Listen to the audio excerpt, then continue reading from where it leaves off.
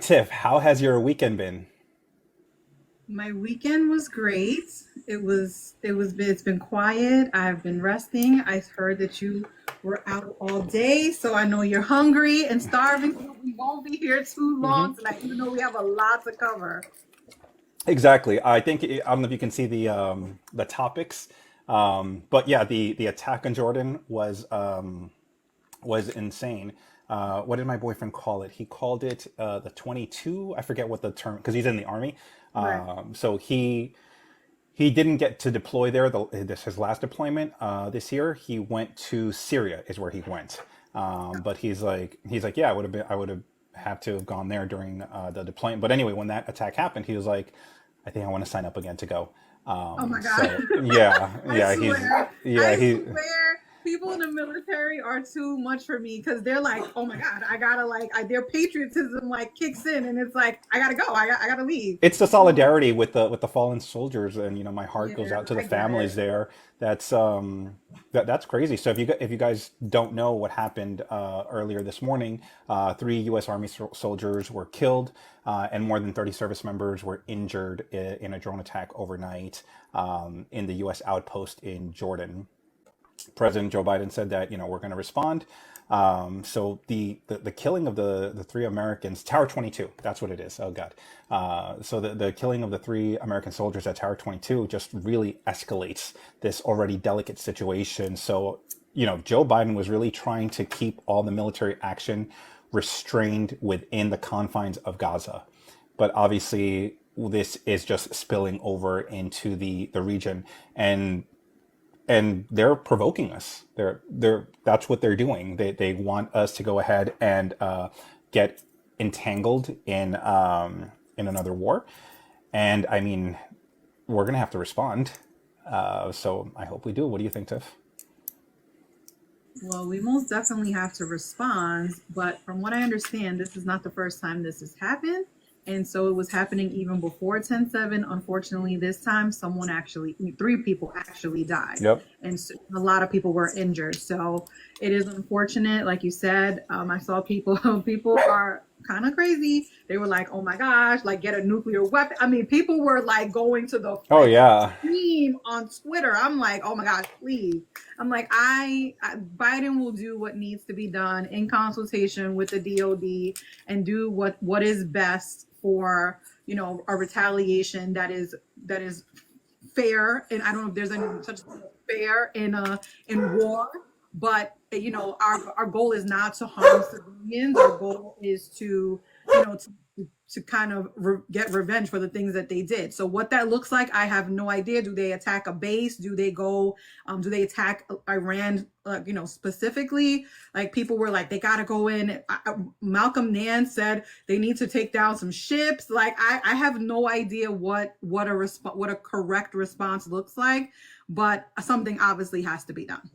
Right. Obviously, yeah. I mean, I don't know much about military operations. Me The, either. the, I'm the thing I like, said, yeah, I'm not pretending to know or anything. The only thing I said to my boyfriend was when it happened, when I came back from the gym and I found out about it, I was just like, well, I hope we deploy our arsenal of unmanned aerial um, bombing vehicles and or arsenal, and just do the targeted attacks, because that is the fact that we have now three dead soldiers who weren't even, they were in their outpost, and that's how they died. That's completely insane. So yeah, so I am relieved that Joe Biden is the one that's in the White House right now, because I trust him to have a clear vision, that he's going to follow a pattern of deliberate acts to make sure that there's a response that makes sense. And obviously, this hits home for Joe Biden. Joe Biden has a lot of empathy because his son Bo died from cancer that he got as a result of the burn pits when he was overseas. yeah. And listen, whatever, like you said, we're not war experts. I have no idea what the correct response is. I just know there will be one. Whatever that is, Joe Biden, like I said, in consultation with the DOD and the generals, will decide what the best thing to do. I'm just glad that Secretary Lloyd Austin is back and healthy, and the decision will be made, and he will hand it down, and whatever it may be, we just got to prepare ourselves that, I don't like using that World War III thing. I can't stand when people say that, but it's going to go back and forth, and we're just going to have to watch and see what happens. We have been here before with Iran, in 2020 when Trump, killed Soleimani, and they attacked our base. So that was a direct target on our base. This base was in Jordan.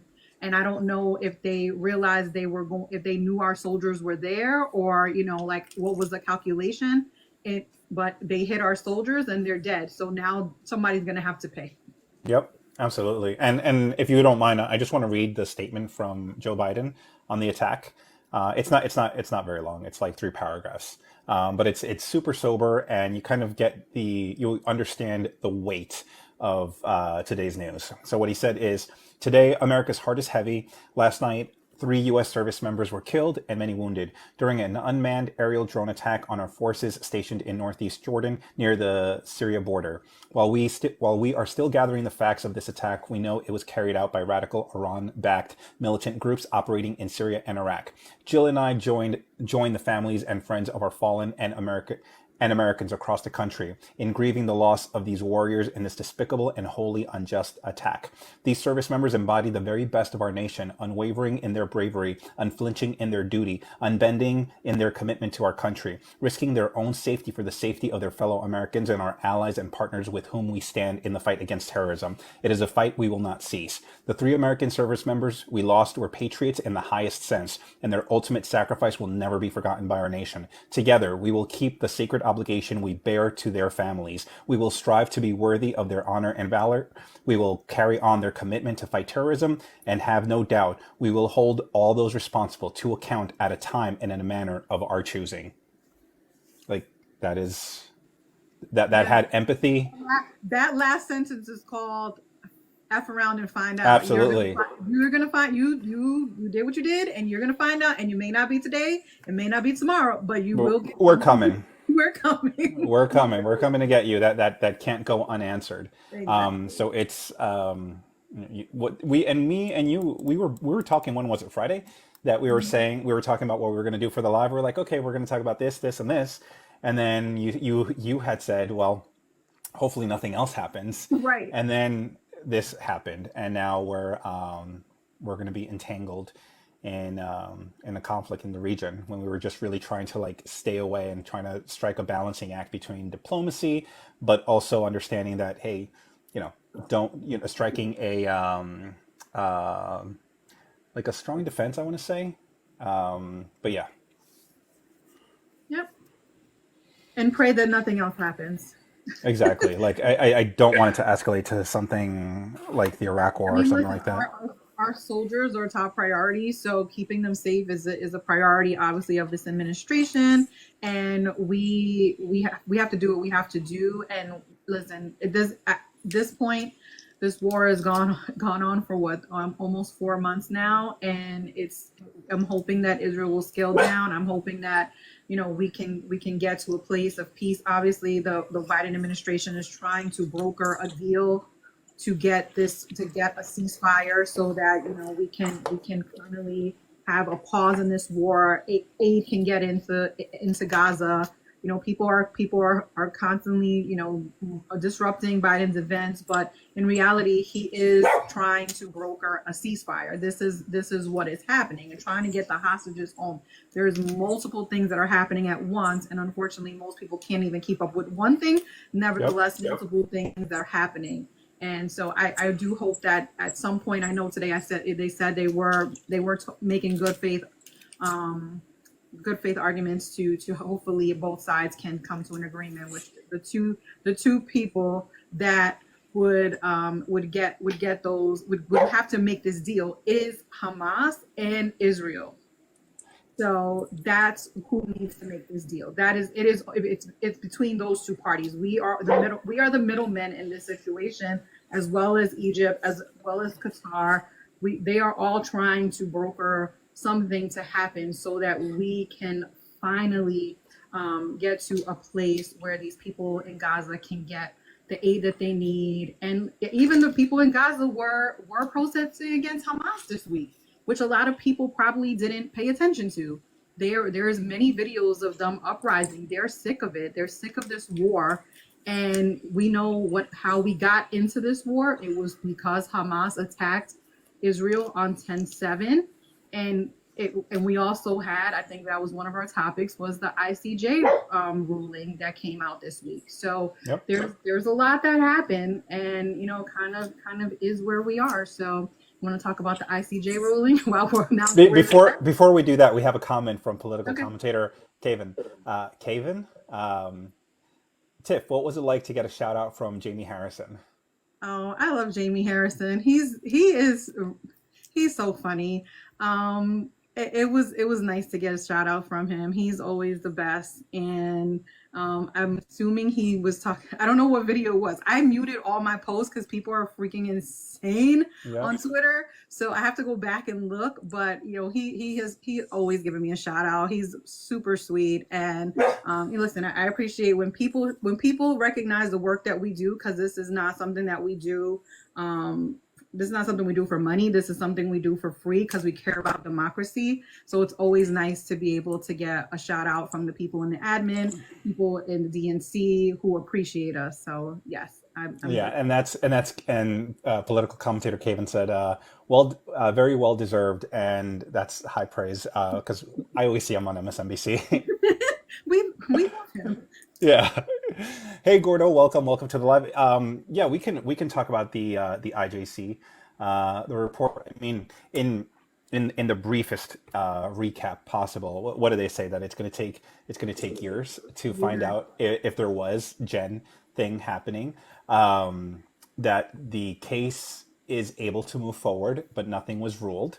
And what was the other thing? There was something else. So they had 6 things that they wanted them to do. One was obviously to be able to provide the humanitarian aid. They wanted the hostages released.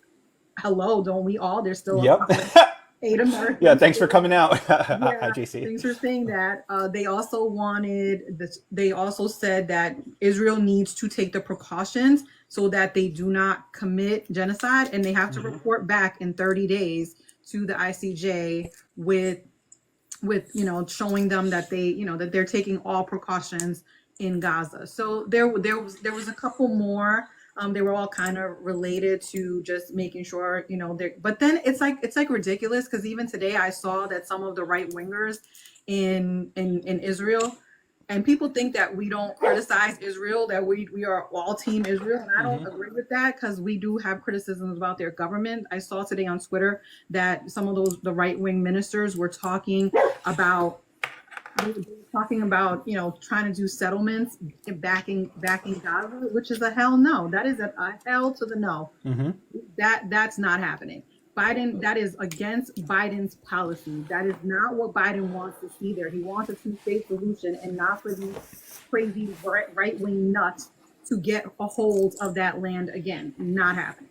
So we can criticize them. We can say things about the Israeli government, but we can also criticize Hamas. We're not here to just be one-sided. I have feelings on all sides, like most people, but most people see that this is a complicated issue. Yep. Move on to the next topic, which was the Trump defamation case. Boy, Friday was a trip, okay? I walked the dog and I came back. I saw that I went to walk the dog, and then I walked back in the house, and I left MSNBC on. And when I walked in, it said the jury had come to a verdict. I was like, okay, let's see how this is going to go. It took about 15 minutes. Lisa Rubin was talking, and then she read the verdict, and I was like, all I heard was 10 million, 15 million, whatever the numbers were, and it all totaled up to $83 million. Yep. I was like, holy crap. I think they only asked for 10 million. And I was like, oh wow, this is. It was 10 million for one, I think it was like two statements that he made. Yep. That, if I'm not mistaken, and I think it was like 10 million each. But the jury deliberated for about 3 hours, and it awarded Carol $7.3 million in emotional damages, 11 million in reputation related damages, and then 65 million in punitive damages, totaling 83.3 million. And the punitive damages are centered around the malicious statements he made. One of those statements being, he said, "I'll say it with great respect. Number one, she's not my type. Number two, it never happened. It never happened. Okay." So he's defaming her because he's denying that he ever even met her. But of course, her defense produced this photo where Donald Trump is talking to E. Jean Carroll, and they asked him, "Well, like, oh no," he goes, "Oh, but she's not my type. She's not my type." So they show her the picture. They show him the picture, and then he confuses E. Jean Carroll for his ex-wife Marla Maples, and it's just like, That okay. is, I watched that clip over and over again, and I laugh every time because he did not know the difference between the two. Aging Carol is, when she was younger, and she still is, as a beautiful woman, Hmm. and she did look like Marla Maples. She's blonde, just very pretty woman. If you were in New York around that time, Marla Maples and Donald Trump's relationship was very public. They had a huge wedding. People knew all about their relationship. Oh That's yeah, Tiffany. in New York, That's, we all know about it. that's Tiffany's mom, if people don't know. And so the fact that he did this, he just doesn't know how to shut his mouth. And it's like almost like the jury was basically telling him, shut your damn mouth already. He doesn't listen. And mind you, this is the second time this has happened. The first time he was supposed to pay her out and he couldn't shut his mouth, and then he ends up back in court. The thing that struck me the most was that the jury was made up of 7 of 9 men. Hmm. And and most people, even when I told my husband about this, he was like, he's like, yeah, because men would not, like, men don't want to be bothered with this. This is absurd. Like, he should not be talking like that about any woman.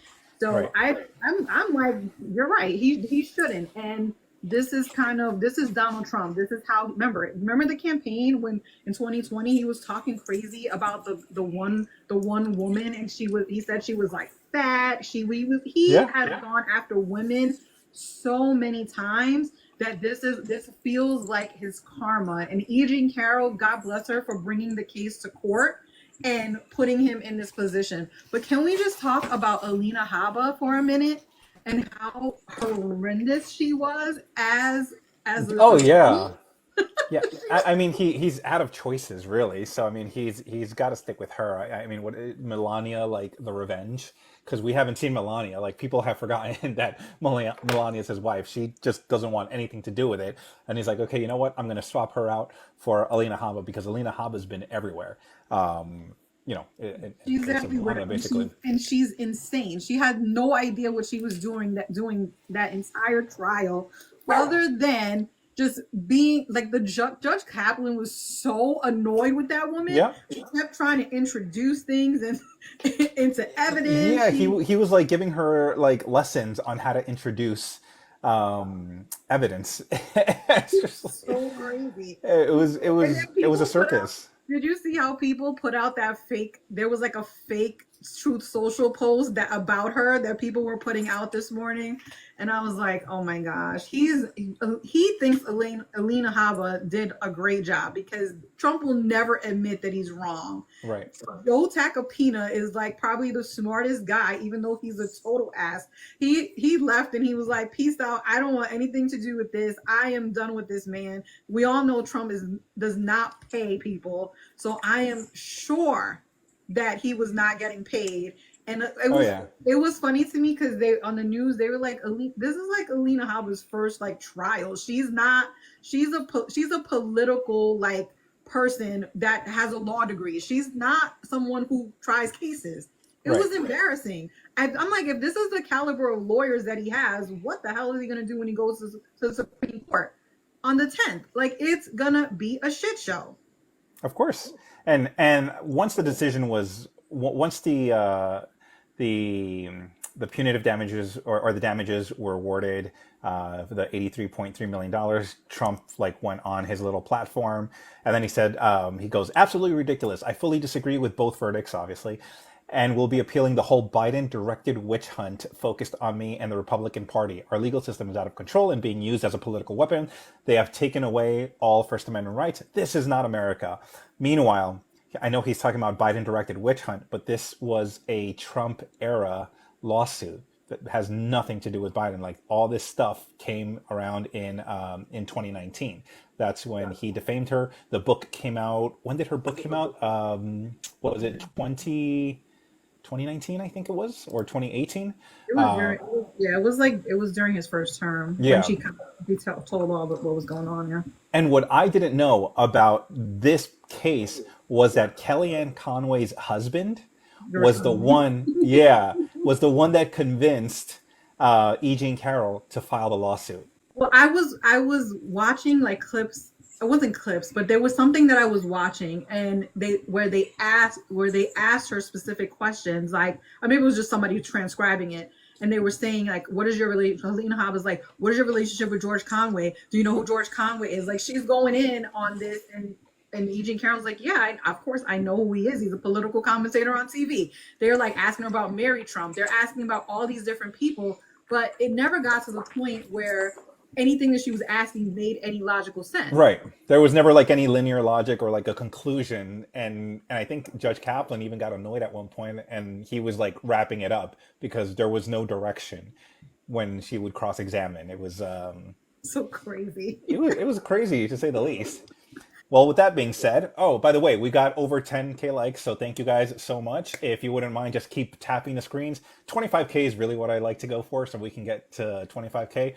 And what I like to say is that if you want to use one finger to tap the screen, that's fine. I like that. But if you use two fingers on me, that's just going to feel so much better on me. So, just tap me with two fingers. And again, if you want to do it hard, if you want to do it soft, if you want to do it medium, just use two fingers. It's just going to feel so much better. It's just going to just get us to 25K likes. And I'm talking about like tapping the screen, nothing else. So get your minds out of the gutter, people. Like please. So with that, we can segue over into the, I guess we could talk about two things here because they're related. We can talk about the Republicans and the border security measures. Border security measure, or the bill that they're trying to come up with. I think they reached a deal this morning, didn't they? It's tentative still. I mean, they're still I don't know the exact place where we are because every day it's like we're making progress. That's all I've heard for almost 3 months now. We're making progress. We're making progress, and I have yet to see. But I think they said they were going to come out with the text on Tuesday. I think that was the goal. Yeah, because right now we don't have any text. What I saw reported today was that they have reached a tentative deal, and we'll see what happens. But Republicans they're screwing themselves two ways. One, they're trying to back away from supporting this, and the reason being because they want Donald Trump to run on the issue against Joe Biden, because they want to continue saying that Joe Biden is weak on border security, and they want to give Trump that talking point. So at that point, you have to ask, was the border really being overrun? Did you really have to address it as, ASAP, the way they were trying to frame it? Because for the past 3 years, all we've been hearing is that the border needs to be addressed. The border needs to be addressed. Sleepy Joe Biden isn't addressing the border. And now Joe Biden's like, okay, come on, pull up. Let's go ahead and get a bill done. I will sign it. And I will sign it, and it'll be the most aggressive border security measure that we've passed in a generation. And now Republicans are like, you know what? It can wait a year. And then not only that, now they're talking about impeaching Homeland Security Secretary. Yeah, they've been trying to do that for 2 months now. Alejandro Mayorkas. And I think there's going to be two articles of impeachment, if I'm not mistaken, and none of them have anything to do with high crimes or misdemeanors. That is usually the level that you have to meet, or that's the standard that you have to clear in order to get impeached. So they're basically just saying, well, he's not doing his job and we don't like it, so we want to impeach him. So That's what they're going to do. And obviously, the whole reason that they're trying to impeach Mayorkas is because they can't impeach Joe Biden. That thing has fallen apart. So That is they gotta impeach somebody. And well, my they want Mayorkas so bad, and honestly, it's a joke. Okay, even if they impeach him, they're what the Mitch McConnell is not going to want to hold a trial. Okay, especially if you dummies don't want to pass his border security. We all know that Mitch McConnell has been saying that he wants to pass his bill. He understands now that there's going to be an issue with passing this, but Langford has been working on this and Schumer for like I said, almost 3 months now. They started in October that they've been working on this, end of October. And the reason that they started working on this, obviously something needs to happen with the border, but they also started working on this because because the Republicans said they would not pass the Ukraine bill and the money that Joe requested for Israel, which I don't even think it even matters anymore at this point. I'm going to be honest. I haven't heard Joe Biden talk about that money since October, but he does want Ukraine funding. And right. in order to get Ukraine funding, they have to pass this border bill. Okay, cool. Hold on, San Francisco. Okay, she's just saying San Francisco versus Kansas Super Bowl. I think when I last looked, the game was in the third quarter, but I got distracted by that. Sorry. Okay, you're fine. But the thing is that if I did a video on this on Friday, the Biden administration put out their immigration plan back in January of 2021 on Joe Biden's first day in office. That is when the Biden administration put out their plan. Nothing has been done. Let's be clear about this. In order to get border security passed, you need 60 votes in the Senate. We had 50 votes from 2021 until 2023, and then we end up having 51, and that is not 60. So you will always need Republicans to help you to be able to pass if you're the Democrats. And we have not had any cooperation from them until October of 2023. So now they're working on this bill and they're negotiating it with the Democrats. And here comes Donald Trump this week, and he says, well, I don't want that bill passed. Then the Republicans, who love their cold daddy, are like, you know what? We don't want to pass it either. I have to give credit to Mitt Romney, because he actually stood up and said the obvious, which was they are trying to do this to harm Joe Biden. And I had that clip in my video that I posted on Friday, because that is really important. Mike Braun also said something similar. He said that they're going to use this.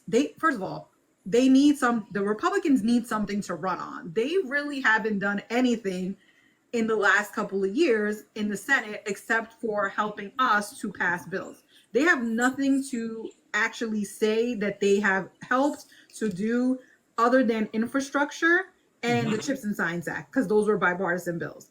And so what do we do now? What's going to happen now? We saw Biden come out on Friday evening and say, listen, if you pass this bill, we can shut down the border. Because the way the bill is written, once they get to a threshold, which I think was 5,000, he can just call for the border to be shut down.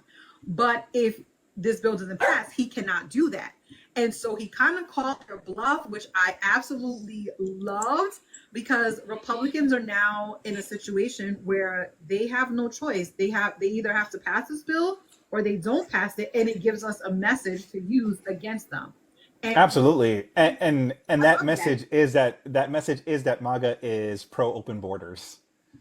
right. That's what the message is, because we're trying to do something about it. We're going to come up with a comprehensive bill that addresses it, and it's the most conservative piece of legislation that addresses the border security issue in a generation. And now you're not going to do anything about it because you're hoping that your guy ends up winning.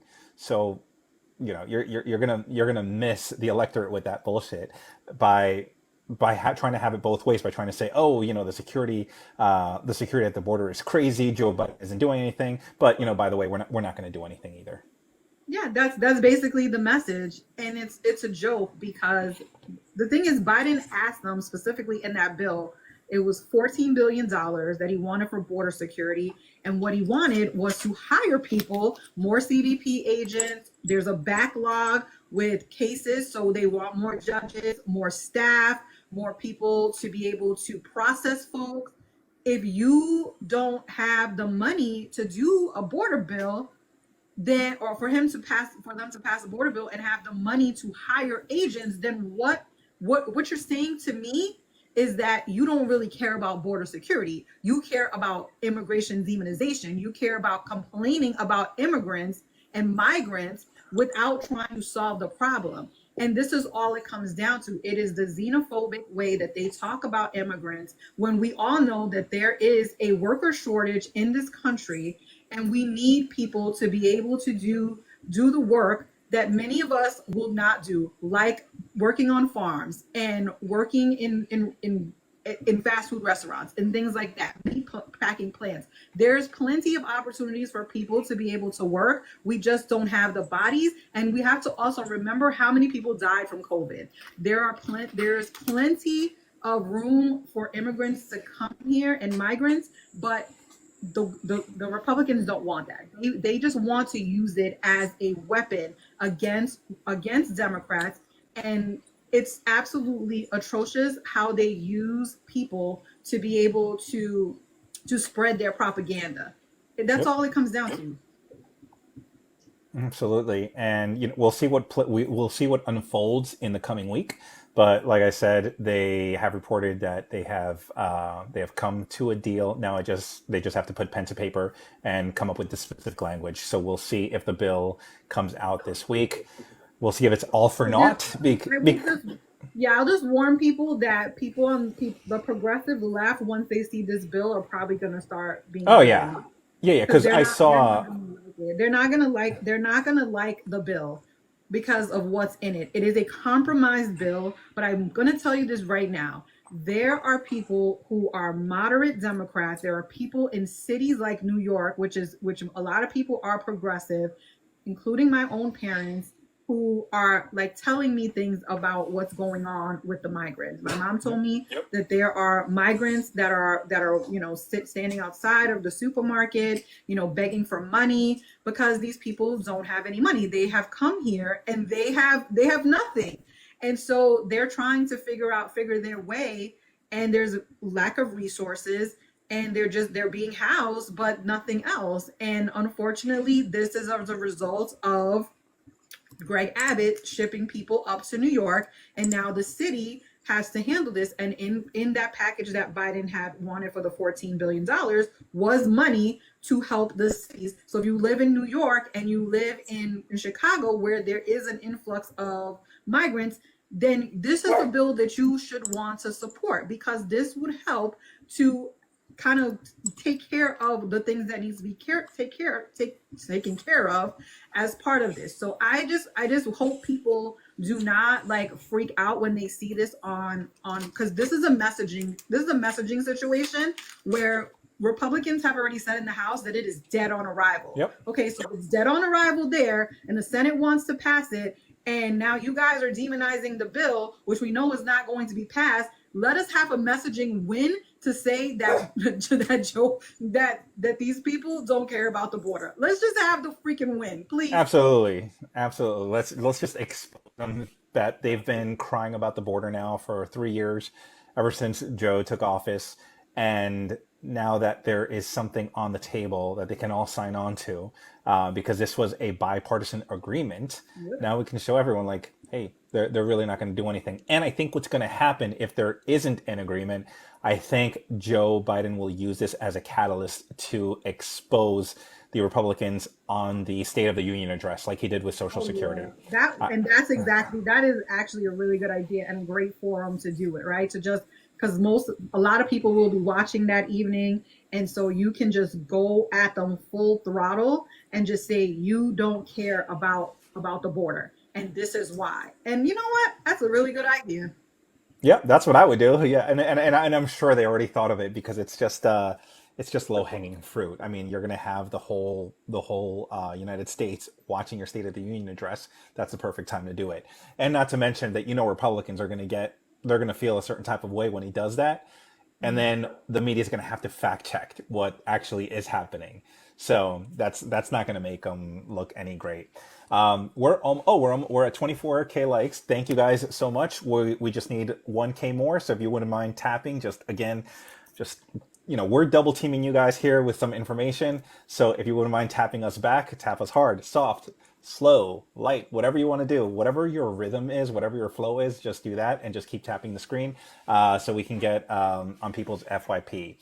All right, Tiff. So it feels like ages ago, but on Thursday we got really good news. The news broke that the U.S. economy is growing at a faster than expected rate, and that inflation is falling.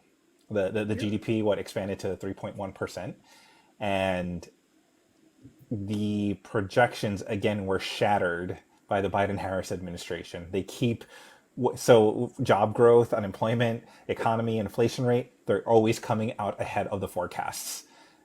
Why is that? Why is it that they're doing such an amazing job?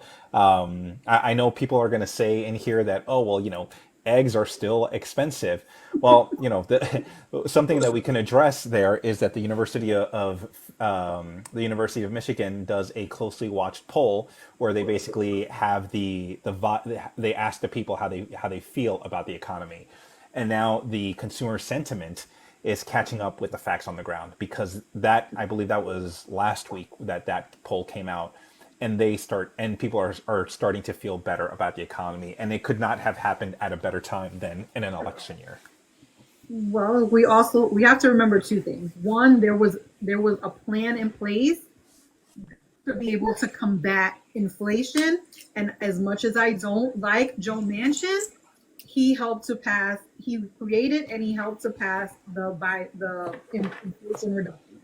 Mm-hmm. Now that obviously helped, because at that time in 2000, I mean, he also had us decouple the Build Back Better from. Yeah, I mean, he has done a whole lot of stuff that I don't agree with, but I will give him credit for this. Yeah, we'll give him this one. Just one thing, okay? He saw the issue and he tried to solve it, which is much better than some of those Republicans who did not vote for that bill at all, right? So even though he's not my cup of tea, he definitely helped to pass this. So that plus, if you have listened to Janet Yellen, who was the Treasury Secretary last year, she said exactly what's going to happen is happening. We were not going to be in a recession. We were going to be in basically a recovery economy, and we would have a soft landing, and we are having a soft landing. Did it take a long time to get here? Absolutely. But that is what happens when you're in a recession. We are doing better. And that doesn't mean we're going to do better the rest of the year, but I'm going to celebrate every win that we get.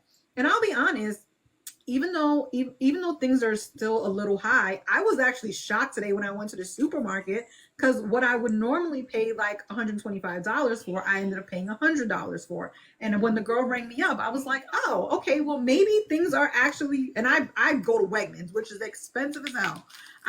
So I am bougie, but I go to the expensive supermarket because I like it, because they have like organic stuff, and that's kind of my thing. But it clearly the prices are coming down, and that's a good thing. We should celebrate that. We should not demonize Biden for that. We should be happy that things are coming down. Gas, it fluctuates up and down. Last week was $2.99. This week it's $3.15. And I'm used to it at this point. So when I see it at a lower rate, I'm jumping to get my damn gas. And it's probably going to change. Next week it'll probably be, $2.89. It is what it is, right? So I accept that, and I understand where we are. Does it suck for people who are living paycheck to paycheck? Absolutely. But I think people need to learn how to shop again, because I think with COVID, people just stopped learning how to shop. They started using Instacart, and they're ordering stuff, and hello, you're paying much more if you're ordering food and having it delivered than actually going to the store, getting coupons, going to Target and seeing what's on sale. There's in Walmart what's on sale. I don't know what people shop, but there are ways to save money. I just don't think people are doing that because they became so freaking lazy with COVID. And of course, we couldn't go anywhere either. But even after COVID is done, they're like, "Yeah, I'm going to still order my groceries and have it delivered." Well, guess what? You're paying $3, $4 more for each for your food because of that. So stop the nonsense. Yep. And then when you look at the GDP growth for the first 3 years under the Biden administration versus the first 3 years of the Trump administration, GDP growth was for Trump was 2.6. For Biden Harris, it's 3.4. So I'm pretty sure 3.4 is bigger than 2.6. I don't know. I went to public school in New York City, so like I said, around the time when there was Yeah, the asbestos, there stuff. was lead paint. Yeah. So, but the last time I checked, 3.4 is better than 2.6.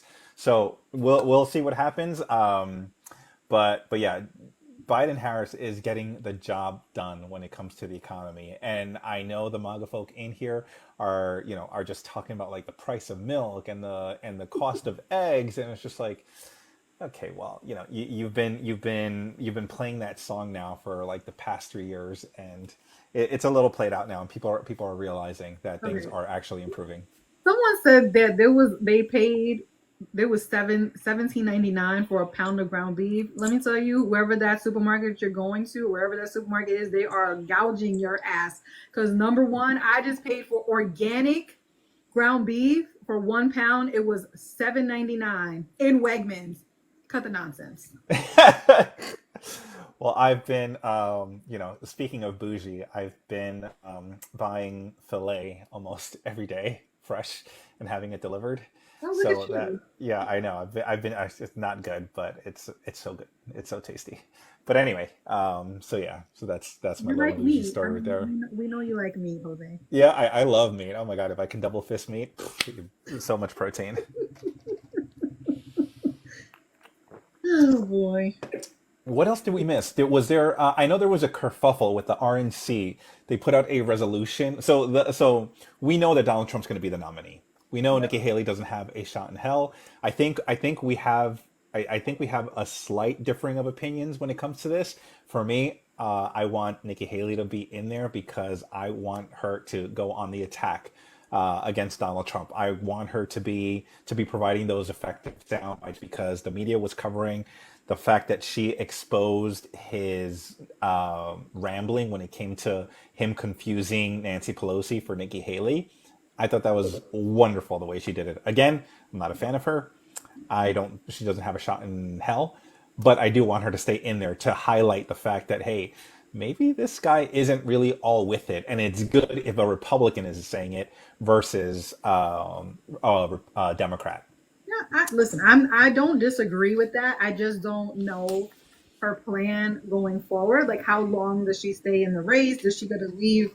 I don't think she's leaving anytime soon. Hmm. But I do think that there's going to be a decision that she's going to have to make, which we talked about last week. Is that she's going to is she going to stay in the race through South Carolina and risk her future of being the person that lost their own state? Like that's a calculation that she is going to have to make, Yep. knowing that Trump, because the polling, I mean, the polling is showing that Trump is still up like 35 points at this point. So 20 to 35 points at this point. So what does that mean? She did, I will give her credit, she did better than expected in New New Hampshire. Hampshire. So good for her. But the thing with New Hampshire is that it is more of an open primary where independents and Democrats could have switched over to help her to do that. In South Carolina, it's a little bit of a different situation because people that are Democrats would have to declare to be Republican, and most people are not going to do that. And I think it's just silly to do that anyway. I have a hell no policy on that. So I don't know what that means for her. She's gonna lose no matter what. Does she stay until Super Tuesday, kind of see what happens? The problem is, and I don't know if most people know this, but once we get past March 15th, many of the states that are in on the map that are having primaries, it is winner take all. So if Yep. Trump gets to 50%, he takes all the delegates. And it doesn't matter if Nikki has 45% to his 50%, he's going to win them all. And the same thing happens in California. So she's pretty much screwed. Mm-hmm. And I don't know what that looks like for her. Is it a waste of time? Maybe. The thing for her, she might, and let's be clear about this too. The RNC is trying to rig this. I was just going to say, yeah, the RNC was super shisty by drafting a resolution declaring that Trump was the presumptive nominee, even though the contest is not over. Like, yeah, we know Donald Trump is going to win, but you know how progressives in 2016 were saying that the DNC rigged the like RNC this is what rigging looks like. This is exactly what rigging looks like by trying to declare a candidate as the presumptive nominee, even though we've only had 2 contests. Like that is rigging. But obviously they had to retract, even though Trump was on board with the resolution. You know, there was a lot of backlash, and then they went ahead and recanted. So yeah, so Trump said that the primary should be finished at the ballot box. It's like, okay, like yeah. And the thing is that Trump, the reason that winner take all stuff is going to happen is because of Trump. He rigged this back in 2020.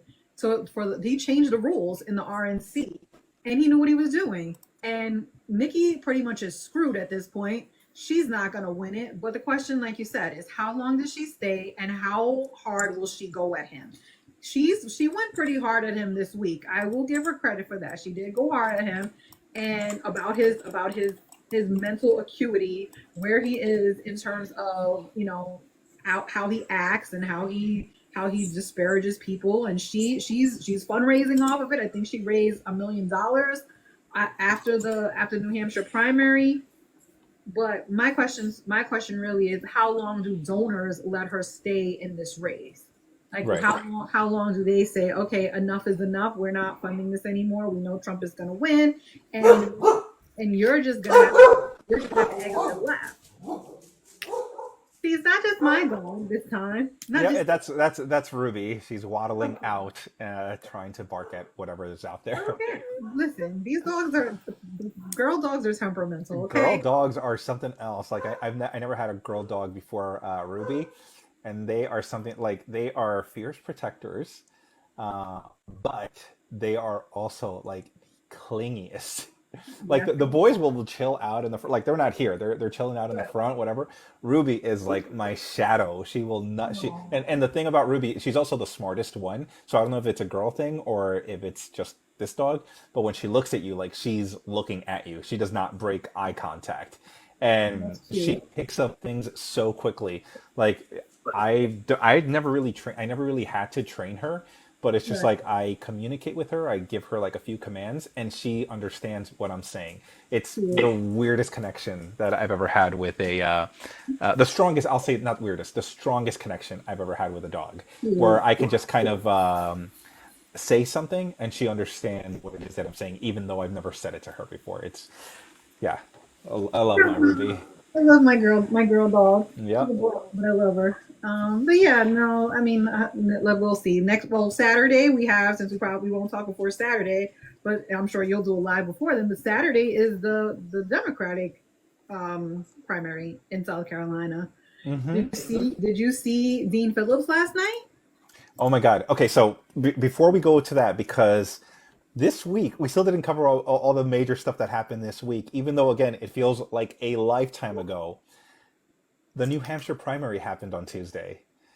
That was just how many days? That was this week where... That was 5 days ago or 6 days ago. 5 days ago, where Dean Phillips, since we're going to talk about him, this is a good segue into that, and it's stuff that happened this week.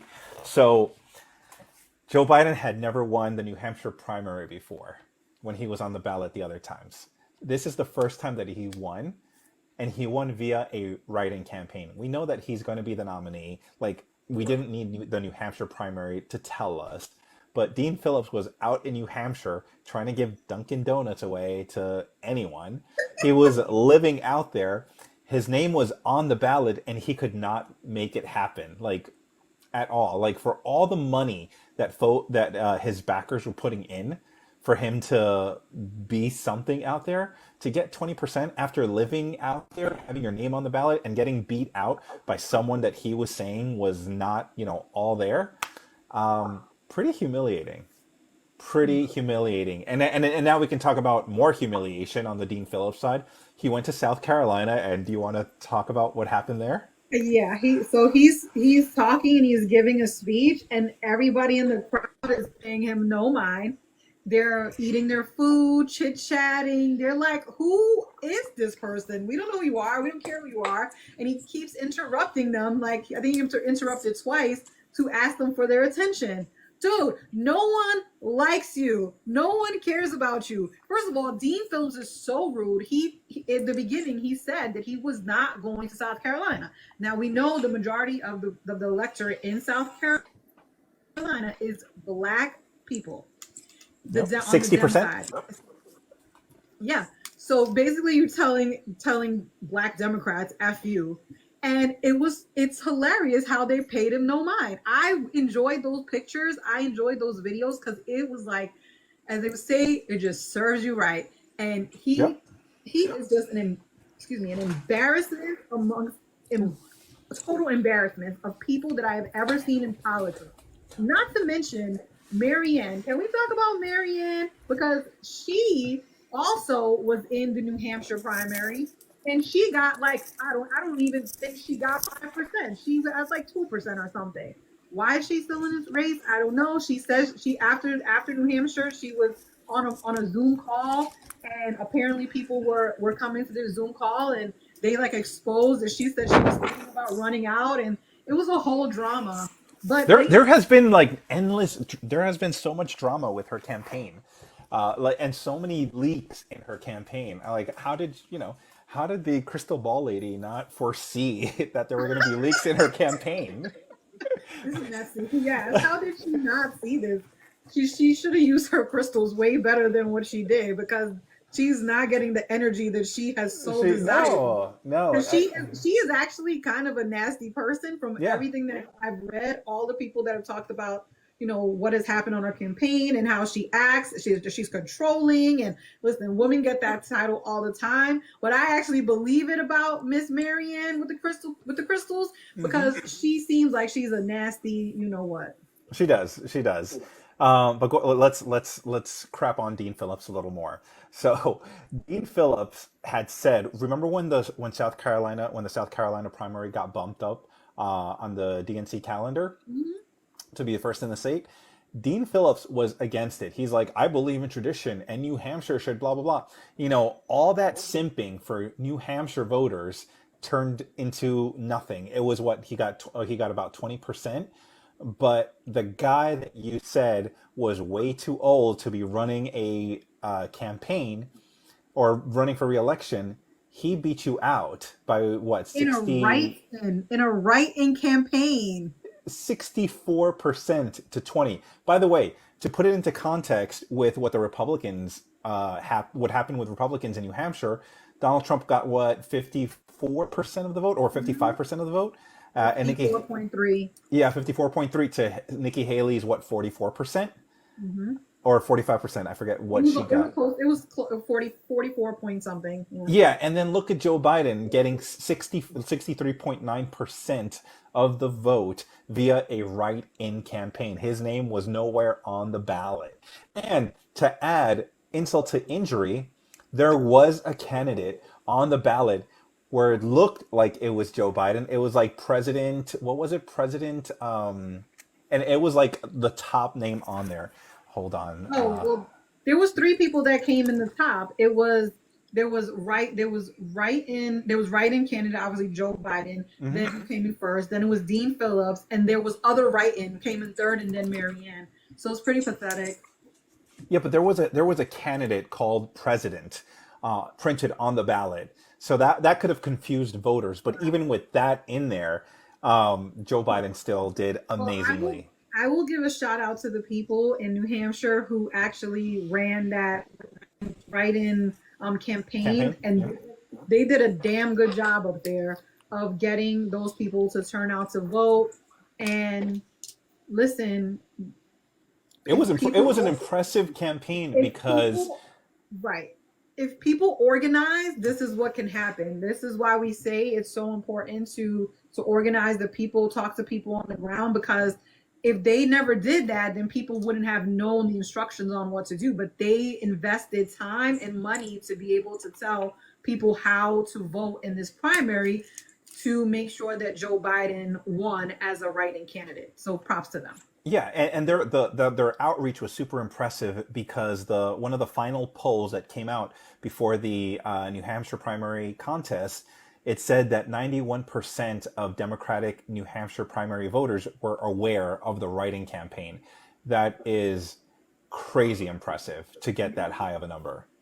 Yeah, no, it's pretty impressive, and I am, even though North Carolina, no, oh my God, I got my states right. New Hampshire felt like they were being slighted for being the first state. I am proud of them for doing what they needed to do to show their worth, and they can be number two. It's okay to be number two next time. You don't have to be number one. Let South Carolina be one, and you guys can be two, and we can move on. And you just be okay with that. It's okay.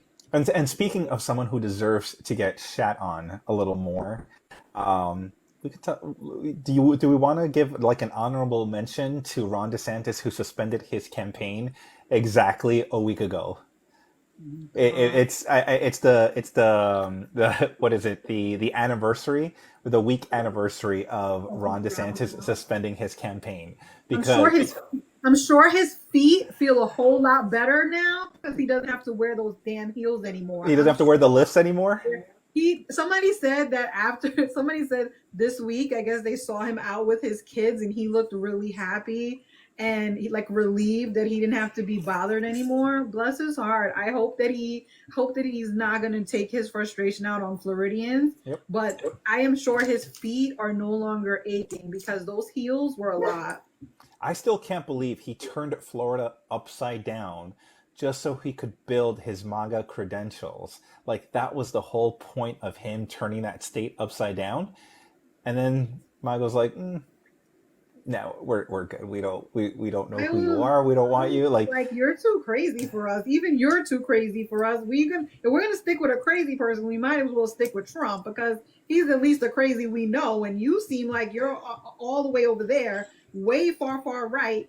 And listen, sometimes you stick with the devil you know, and the devil you know on that side is Trump. and I, He's and a, I, and I think even it's he's funny. And I think it's even simpler than that. I think it's just the fact that Trump has a presence. Like, say what you will about the guy, he commands a presence. He walks into a room, he sucks all the oxygen out, all the attention's on him. When White Boots, or now, yeah, when White Boots walks into a room, it's just like you could tell by his pained expression that he did not want to talk to anybody. When the kid was eating what he was eating ice cream or something like that, Too much what sugar. he's like, oh, that's high in sugar, huh? How the He's hell? so It's like the thing is, major the cringe. thing I always feel like with Trump, he's like funny. Like he, even though he's a total ass, he is funny in his own way, right? So people, he even if he's not trying to be funny, he is kind of funny. And if he wasn't running for president, I would laugh at some of his jokes. But he is so vile that it's almost coming off as like I said, charismatic. It feeds into people's racism and their misogyny and all that other stuff that they have, all their isms, and that's who Trump is. Ron DeSantis does not have that kind of quirkiness. He doesn't have any kind of charisma. He doesn't have anything but showing up and being himself, which is a horrific thing. He is not a fun person. There's nothing fun about Ron DeSantis other than the fact that we make fun of him for having those goddamn boots on.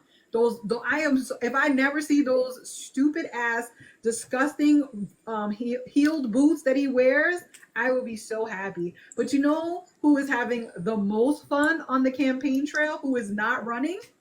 Who? Gavin Newsom. Oh, Gavin Newsom is having a great time out there. Now, I mean, I don't think it's a secret that he's, using all this exposure as an off ramp to 2028. It's a brilliant strategy when he's not in the cabinet when he's not mounting an official campaign, Mhm. because he is using a pretty good strategy at shining a spotlight on himself. But I will say, for the purposes of this election season, he is doing a great job by combating all the Republican noise machines out there. He's doing an amazing job. I thought Pete Buttigieg was good at this, but Gavin Newsom is doing an amazing job, especially with that smoke that he has. Right. Like, it's just He's just charismatic. Like I love to watch I love to watch his hands because his hands are like hmm super big, and he just kind of talks, and he'll like do like this, and he'll like it just turns me on. I can't even lie. It does. It turns me on. He is a trip. So I was accused of being the Gavin, like a couple of us, me and a couple other people were accused of being the Gavin Hive. And so now hmm we've started the Gavin Hive. I mean, he is really impressive. Sacramento's Bruce Wayne. He is Yeah, he Sacramento's was Bruce great Wayne. on Bill Maher, and then he took it to South Carolina, and he was great there. He was also great in Nevada. He went there the other day. He's on TV. He's doing interviews, and he was good on what's the girl's name? Who's in for she does the show on MSNBC. I cannot think of her name. She always has her hair behind her ear. But he did a show with her, and he was killing it. He's like, I love Joe Biden. He knows the right things to say. He was like, I would do anything for Joe Biden, and I appreciate that. I mean, Kamala's his girl too, so hmm 2028 is going to be a hot mess. But I appreciate the fact that he goes on TV and he slays, and he has brevity. He says what he means what he says, and he has no issue with cutting up with the Republicans or saying things about them or keeping it real about what is really happening. And that man has some receipts, okay? He knows he's like me and Kenny and you. He just knows stuff in his head, and he Yep. can just spew them out. And I'm We, like, we saw that oh, happen. Speaking of Ron DeSantis, remember when he had that debate with him? By the way, why did Ron DeSantis Lord knows. debate the governor of California when you're running a presidential election? Why did he do that? Why did he reduce himself to debating? He was never going to win that debate. Why did he do it? It was so embarrassing. Because ego. The thing is with politicians, so many of them have egos, and we all knew that he was going to get destroyed by Gavin Newsom. Gavin Newsom, like I said, he has a ton of stuff in his head. He's charismatic as hell. He will put you in your place. He did tell him, you're gonna end up in the same position as me. You're not gonna win this. You're not gonna win. So what's the point? And he was right. He proved it. And his tweet last week was hilarious when he said, there's going to be a sale on DeSantis merchandise, and I was cracking up laughing because he's also an ass. Like he's kind of an ass, Yep. Gavin Newsom, and he can do that from the position that he is playing in because he's a governor. He's not running for anything, and he can say whatever he feels. And he's also a white male, so the media will eat it up. Now, someone else that's a person of color, like Westmore, my governor, has to be careful what he says because people may kind of start some crap. But I think all of the governors are doing an amazing job as surrogates. So you have Gavin Newsom, you have Westmore, you have Pritzker from Illinois, you have Gretchen Whitmer, of course. And there's other people that are out there that are doing the work. I saw Karen Bass was out doing an event for them in Nevada, and there's a ton of people that are on TV. I think Maxwell Frost was also out in one of the states doing stuff in South Carolina.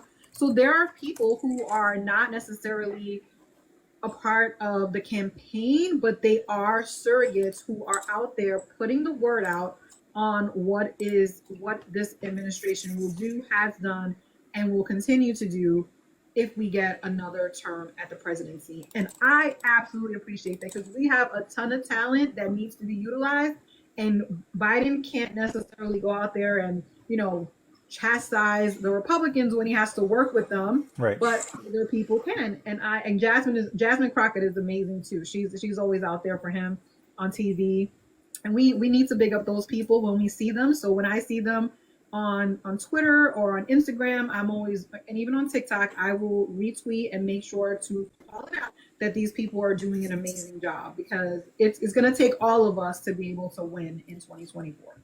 And speaking of all of us and growing the tent and deploying people to go on the attack, or to highlight the successes of the Biden-Harris administration, AOC was on Meet the Press today.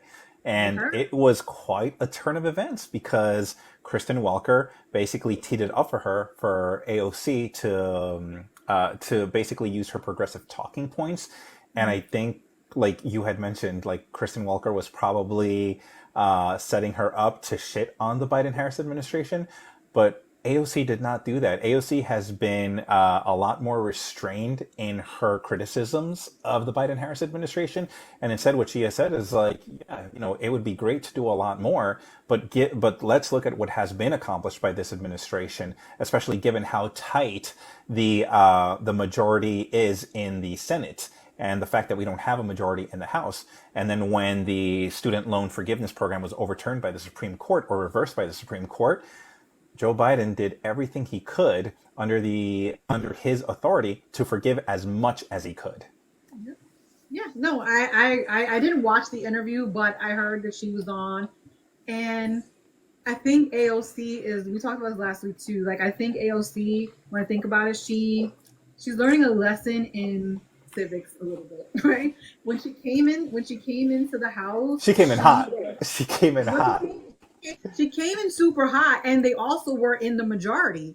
She has spent the last year and some change in the minority, and she's seeing that things are not easy like that. Things are not simple when the Republicans are in office, and I think that is what she's learning. She's learning that this is a game, and to play, you got, as Elizabeth Warren would say, you gotta be, she's just a player in the game. Yeah. And that's who AOC is. She's just a player in the game. You're not going to come in. You're not going to change everything in Washington. All your progressive talking points sound great, and you think you can work miracles in DC. But when those Republicans are in charge, honey, you can't get jack crap done. And the only thing that she can do now is, use her voice in hearings and go on TV and talk about Democrats. She also, I do believe, wants to be in leadership. I think she wants to get a higher role in 2025 if, the Democrats can take over the House. So props to her for doing the right thing and moderating herself, because there's no point in destroying what we have. Donald Trump is a threat to our democracy. If you're going to go out there and you're going to talk crap about Biden, what good is that going to do? That helps literally no one. Right. It helps no one but yourself, and it's selfish. So I am glad that she is changing. I never thought she was not talented. I just thought that she had too big of a mouth, and that overshadowed the talent that she had, if she was to be able to just kind of just simmer it down a little bit. And I think she's done that, which is good. Yeah, that I definitely welcome that pivot. We'll see what else is going to unfold as the election gets underway. I think, like you said, I think she wants to what did I call it? An evolution revolution is, I think, what's taking place. So I'm hoping that's what's happening, because I also think she wants to beef up her record, because we see her in the hearings. She gets some great sound bites. They're good, but she hasn't passed. There isn't a piece of legislation with her name on it that has any significance. Lauren Underwood, on the other hand, she has what, 5 or 6 bills that she has been the principal person on, and they have been signed by the president. Absolutely. So, yeah, props to AOC for the little bit of things that she has done, and finally coming to her senses. Like I said, she's just a player in the game. And either you get played, or the game plays you. So, or you play the game right and you win. And she's elevating herself to a place where people can find her palatable. Because trust me, before that, everybody was like, F AOC, I don't care about this woman. Same. I could not stand her. We couldn't stand her for years. We couldn't stand her because she was too big of a mouth. She was a loud mouth. She wasn't doing anything. And what are you saying compared to people that were in her class who were doing things that actually mattered? that 2018 class was amazing, but she wasn't doing anything to make herself stand out. And Right. so now we need to see what it is that she's going to do. Also, you got to also think she's also matured. She came in like super young, and it has now been what 6 years that she's been in the Congress. So, or almost, yeah, it'll be 5 years because she came Yeah, in it'll 2019. yeah, it's gonna be 6 years in November. Yeah. Yeah. Or So yeah. yes. So yeah, 5 years like actually in the Congress. Right. And she's definitely had to mature. And that's a good thing. That is a sign Of of growth. progress for her own self. So Exactly. I do like the fact that she's reconciling the fact with her desire to want more with the fact that, okay, when you look at the facts on the ground, we can't advance legislation as quickly as you would like. Like, we have to take the wins where they are, and hopefully that'll get us to the goal that you want to get to. But we can always do better. So I do like that she's taking that message now, like, hey, I do want more, but I am so happy with what we've gotten so far. But, speaking of progressives, I also did want to touch on this, and I don't know if you saw it, but there was a debate for the California Senate seat. I saw a little bit. So do we want to talk about it? Because what was happening from what I saw, I didn't watch the whole thing, but I did watch almost all of it. I was scanning through a little bit. Well, I scanned through the whole thing, I should say. What I did see was that the Democrats were teaming up against the sole Republican candidate, which was great.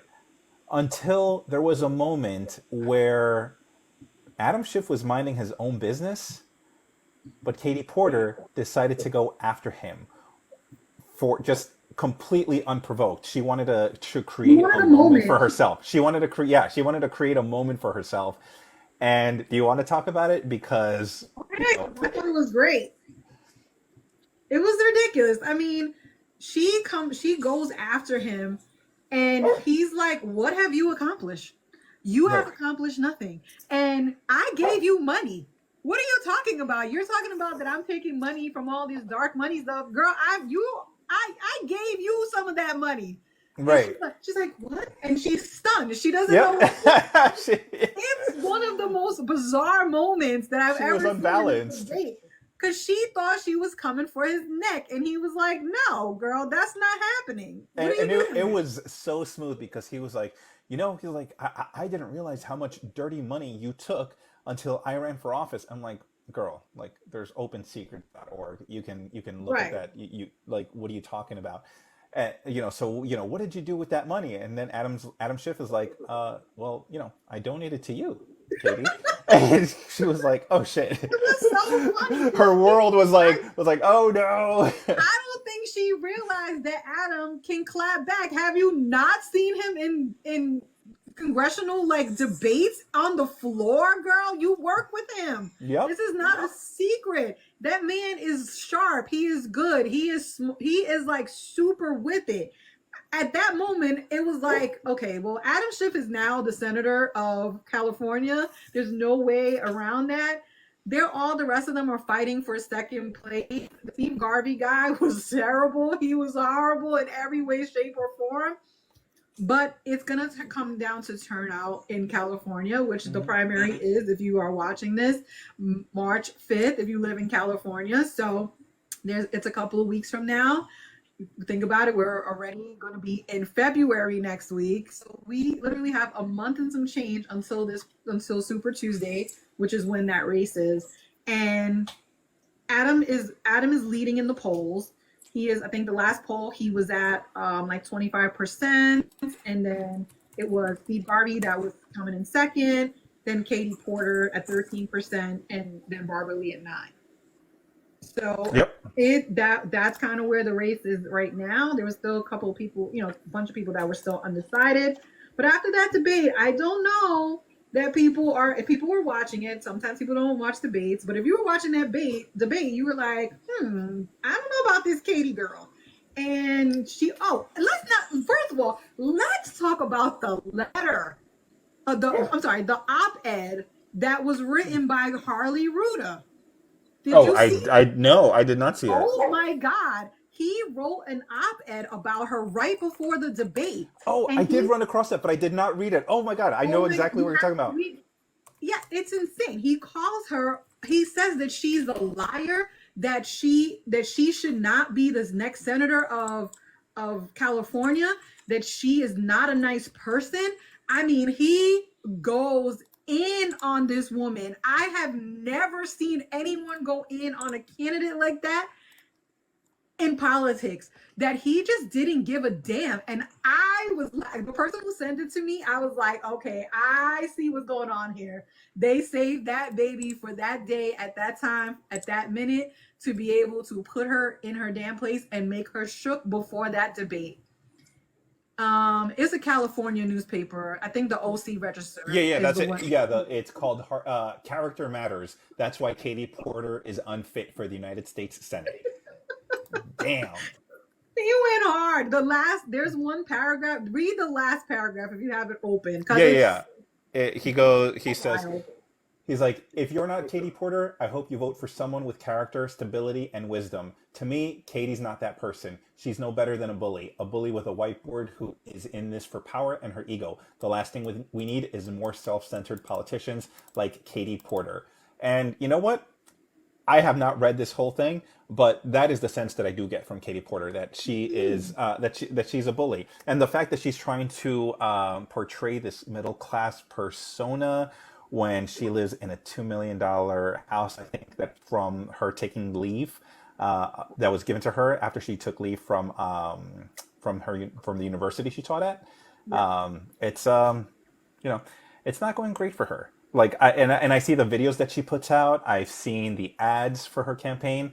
It's not It good. feels like she's yelling. She's like chastising. Like there's like this elitist kind of vibe to it. It's just like, girl, just simmer down and just relax yourself. Because even at the debate, the way she was talking, it was driving me insane. Because she doesn't talk in her like, it's like kind of like a teacher voice, but it's like one of those condescending teacher voices.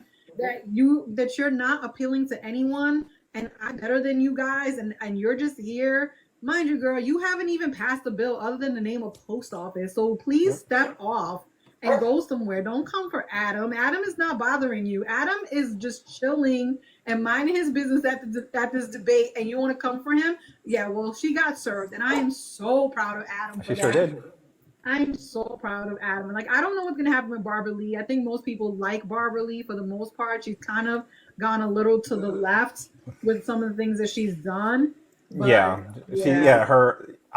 was I was for Adam Schiff, and I was hoping that that Barbara Lee would come in second place, or if she came in first, I was totally fine with that until she started doing the lefty fringe footsie thing. And I was like, okay, I'm not with that. When she was like talking, she was on TV and she was talking weird about the Biden administration. Then the whole Gaza thing, like it was a little bit too much. And then the Rokana thing just turned me right off. Like, you know how I feel about that man. Rokana thing. And then she did like a rally with all of the Justice Democrats. Like, it was a lot. So you're right. She's always been on the left. But she was on like the left of the people that are actually, not too crazy. But then she went with the crazies, and then she went to the fringe. Yeah. Yeah, she went to the far left, and I was like, yeah, no, I don't know about this. I hope she gets it together, and then she didn't get it together, and here we are. So her polling has not improved at all. Nope. But if she comes in second, like I said, I wouldn't be mad at all. No one has the money to beat Adam Schiff, whoever gets to be the second. And I hope that if Steve Garvey actually gets that second place spot, that means that Adam, with his $35 million cash on hand, he can give some of that money to some of the other Democrats that are running, because he will not need $35 million to beat Steve Garvey. Let's be real. Yeah. Steve Garvey's just getting the Republican support because there's no other Republican, but he's going to win. Yeah. People know him from playing baseball. Exactly. So that was the California debate. I think that's the one and only, or are there going to be more? I have no idea. I should know that since I live in California, but I'll find out. I should know that. Now I'm ashamed of myself. But I think that's. Oh, we can end on this note because I'm starving right now. I'm running on No, fumes. come I'm on, we gotta so wrap this hungry. up. We can go eat. But let's talk about our adventures this week. Yes, yes. You know what? Mine didn't have anything negative in it. So do you want to go? So mine ends in a happy note. Mm. Well, mine was the day before, yours anyway. So I went to the Biden Harris event this week, which I was excited about. It was their first kind of big kickoff for the campaign. It was Joe Biden, second, obviously the first lady, second gentleman Doug Emhoff, the VP Kamala Harris, and then President Biden was there to speak as well. So it was a rare event where you had all four in the same place at the same time, and I was so excited to be there.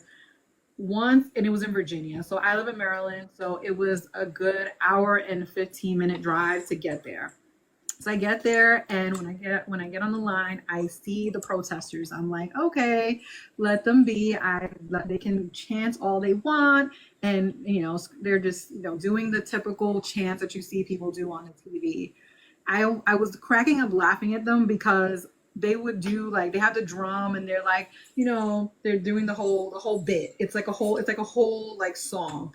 And then at the end, when they finish the one chant, they're cheering for each other, like, yay! Like what are y'all doing? Like, this is so awkward. The first time they did it, I was like, what in the world?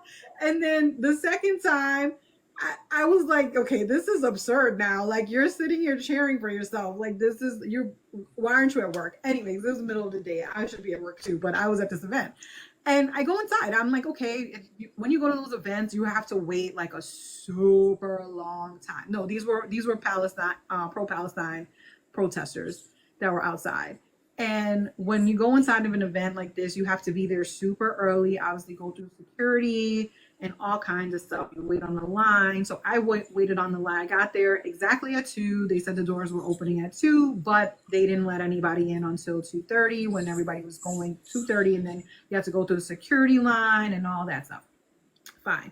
I finally get a seat and I am sitting there just chilling. And I'm saying there's a bunch of women. There's a reproductive rights kind of event where they're talking about Roe and Dobbs and what has happened over the last year. So that was kind of the purpose of this event, was to talk about abortion rights. And so there's a lot of women, and me and the woman that I'm next to, we're talking. First of all, she didn't know what Dark Brandon was, which was so funny to me. Oh, that is funny. Because one of the girls that work for the Biden campaign, she saw me with my Dark Brandon shirt on, so she was like, "Oh my God, you have a Dark Brandon shirt on!" And so she asked me if I wanted to take a picture. She was like, "If you let me take a picture, I'll give you this bag," which was a Dark Brandon bag. So I was like, cool. So I don't mind taking a picture. I love taking pictures. So I took the picture for her. But then the lady was like, who's on your shirt? Like, what does this even mean? So I had to explain Dark Brandon to her, which was absolutely hilarious. Because if you follow us on Twitter, you know who made that Dark Brandon thing come to life. It was our peoples that did that. And so Our little group, yep. Yeah, People don't know that. People don't know that. So yeah. people don't know that. So do you want to give like a quick like 5-second or 10-second recap of how Dark Brandon came Sure. about? Yeah, so people were saying, what was it? Go brand, like Let's go. Yeah, yeah. So they were saying, let's go Brandon. yeah, let's go Yeah, Brandon. let's go Brandon, and Brandon was supposed to be Joe Biden, but then a couple of people were like, you know what? I think they were leftists that were basically saying Dark Brandon, like they were trying to be funny, but people in our group took that and we're like, okay, well, let's use it. So if Biden did something, they were like Dark Brandon. They put like The glowing eyes. The laser eyes. Glasses. Like it was always something. But for like a whole month we were doing that, and then finally people caught on to it, and it became a thing. And then the campaign used it as part of their campaign merchandise, and hence why I had a Dark Brandon shirt on. And I love Dark Brandon. I always called him Spicy Joe. I always call him Spicy Joe from the campaign in 2020, and then like Dark Brandon just came to life, and it was great. There was memes. There's all kind of stuff that is Dark Brandon. But And it was crazy, and that all came from our little group chat. That it's me, you, other folks, and that's how that was born. And then between the few of us, we would pump out some memes. And I think there's an article on Vox explaining what Dark Brandon is from like 2000. Oh God, like it was 20, 22. oh 22. Okay. 22. Yeah, and one of my things is there, and it was awesome, and I still can't believe that the Biden campaign adopted that. Kind of interesting. Cool, but kind of we're a little cool. So yeah, no, they. So I had the shirt on, took the picture, and I had to explain to the woman what Dark Brandon was. So that was hilarious. I was like, "You must not be on social media." She's like, "No, I'm definitely not." So she had no clue what Dark Brandon was, but it was fun. It was a great like prior to the event starting. Doug Emhoff came out and talked. He was really good. Then Joe Biden came out. And one thing that Joe Biden did say, and I had it in my video, is that she was thanking Doug Emhoff because she said we need more men in the fight for reproductive health. And I thought that was a really smart thing to say because we need more men to say how important reproductive health is and reproductive Absolutely. rights are because it impacts men as well. So I hope that people will take that advice and I hope that more men speak out because you all have sisters and you all have, you know, nieces and you have people in your family who are of age to, you know, get pregnant and this could impact them. So I thought that was a good segue. And then VP came out and she spoke and she was great. One part of her speech that I really loved was when she talked about SCOTUS, and that's the Supreme Court of the United States, and their ruling and how we need to make sure that we protect the Supreme Court. Because if you follow me, you know that I always say courts matter. And I thought that was a really important point that she made. And also correlating maternal mortality and reproductive rights being taken from women. She said there's 10 states that have taken away reproductive rights, and in those same states, maternal mortality is high. So there's a correlation between the two. Right. And so I thought that was really powerful. But then Joe Biden comes out, and there's a woman that speaks before Joe Biden. She has been on TV. I cannot remember her name, but she's from Texas. She almost died as a result of the laws that were put in place. And she was amazing. She was really amazing in speaking. She was very courageous and in speaking about her story, and it was great. And then Joe Biden comes out. Lord have mercy. We get 46 seconds into Joe Biden's speech and the stupid protesters start. This dude is screaming, "Genocide Joe!" I'm like, here we go with the bullshit. Okay, we start. First time it happens, whatever. Second time, third time, fourth time, I'm livid. I walk out this event and I'm so mad. Biden got through his speech, but I am beyond perturbed walking out this event. So you can go to my TikTok and see my video. Oh, I've seen it. Yeah, I've seen it. You're heated. Cursing these people. The whole of Brooklyn came out of me. Yep. I was so pissed off because I felt like it was just beyond ridiculous. And the people that were doing it, they weren't Palestinian. They were people who were part of Code Pink, which is an anti-war group which has ties to China, which is a whole different story, and I have a video on that too. But it was ridiculous. The amount of times, yes, Joe Biden did handle it very well. He kind of just stopped, let security escort them out the building. But to be interrupted that many times was like, how the hell did all these people get into this event and to cause this much of a commotion? And it was very frustrating. I know there were some people yesterday that were doing the same at his event in South Carolina, but to see it in person was much different than seeing it on TV. Let's just say that. Okay. Yes, they do think that Biden is the president of Israel, which is why I told them in my video that they need to take their raggedy asses and go to Israel to protest Bibi Netanyahu, because he is the person that they need to be talking to, as well as Hamas, to be able to stop this war. Joe Biden is doing everything he can, as we talked about in the beginning of this live, to do a ceasefire, to help create a ceasefire, to negotiate a ceasefire, but only two parties control this, and those two parties need to make an agreement to stop this war. Yep. End of story. But yeah, it was fun otherwise. And then I was so happy you went to your event. Yeah, so my event was not a campaign event, but Tiff hooked it up. Tiff, I get a text from Tiff like, "Hey, do you wanna go and meet the or see the VP at the LAX tarmac?" And I'm like, "Duh, say less." So I'm like, "Yes, please. Let me see if I can get out of work, whatever." And I was able to get off work. So I got invited by the White House to go ahead and greet the VP at the tarmac. It wasn't, again, this was not a campaign event, so it wasn't like flooded with people. I don't know exactly how many people, but if I had to estimate, probably like maybe like 125 at most. But we arrived. Secret Service was there.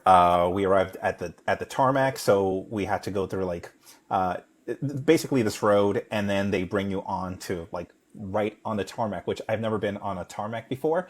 So I was just like, okay, this is kind of cool. Where is she going to come out from? Whatever. I was one of the first people there, so I got right up to the front of the gate, and sure enough, here comes Air Force Two, and we're just like, oh, there it is, and we're clapping and everything.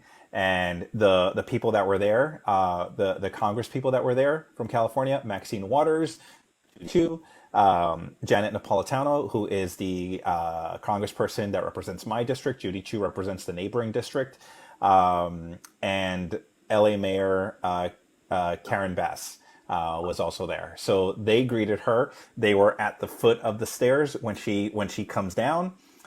She shook hands with them. She spoke to them, and then Vice President Kamala Harris went all the way to the end or the beginning of where people were lined up against the gate, and she made her way all the way down. And then when she got to the section that I was in, because I didn't see that she was taking a lot of pictures, so I was like, I am not missing my moment. This is the first time that I am this close to her. So I said to her, I had like no grace at all, no couth, like at all. I just blurted out, I was like, Vice President Harris, a photo with OGK Hive. And she was like, yeah, absolutely. And then she saw my shirt. She's like, ooh, I love your shirt. And then she took a picture, and I was really like, I'm normally not starstruck by anybody. Like the only times I've ever been starstruck was when I saw Hillary Clinton, when I met Madam VP, and when I met Betty White. Those were the three times in my life where I could not say a thing. I'm usually quick with it. Like if you say something to me, I'll say something right back to you. My retorts are great.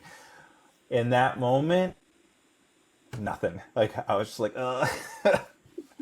couldn't say anything. Yeah, I when think you I meet think her, I it's think thank always you came out like 5 or 6 times out of my mouth, and that was it. when I met her for the first time, because I had saw her like a week before in an event. This is in 2022. I saw her at an event, and then I ended up in like that same weekend. Like I went Friday, and then Saturday they were having a rally, and I ended up going because it was for Westmore. I got the hookup, and I got to meet her backstage, and they're like taking pictures. So it wasn't even like kind of your event. It was like a planned thing. I Mhm. get back there and they're like, I got 5 seconds. I know I have 5 seconds to say something to this woman. And I'm like, hey VP. And I did the same thing. I'm OGK Hive. I'm so excited to meet you. Thank you for everything you do. And it was like, then took a picture and then it was over. And I was like, oh Yeah. man. But it is actually a really great thing to meet her, especially for us, because we have been supporting her for so long that Yep. it was like it felt it was like a coming like a full circle A moment. full circle moment. Yeah. Yeah. Yep. Absolutely. Well, with that, that really caps off the night. Tiff, any parting words? No, Okay. nothing Same too. here. I saw people talking about Snoop in the comments, which I thought was ridiculous. He was talking about Trump today, and he said, Trump has done some great things for me. Yeah, how about the rest of us? Because I haven't seen it for us. It's nice. It must be nice to be, rich. Exactly. He helped your boy, so great. But who gives a damn? But yeah, no, that's pretty much it. It was great talking to you as usual. You too, Tiff. And we're gonna be doing this, when time allows, every Sunday, right around this time. So definitely, if you can tune in to the live, that would be amazing. Again, if you're in this live and you're not following Tiff or you're not following me, please hit the follow button. And for the MAGA folks that are in here, if you troll me when I'm doing my lives, feel free to follow so you can get alerted when I'm on live. So you can go ahead and troll me. That's totally fine too. But but yeah, I'm gonna go to McDonald's now and get myself a double Big Mac because I'm that hungry. So Tiff, I'm gonna say good night to you. Good night to everyone in the comments, and I hope everyone has a great week. Tiff, it was a pleasure talking to you, just like always. All right, guys. Talk to you later. All right, bye, Bye. Tiff.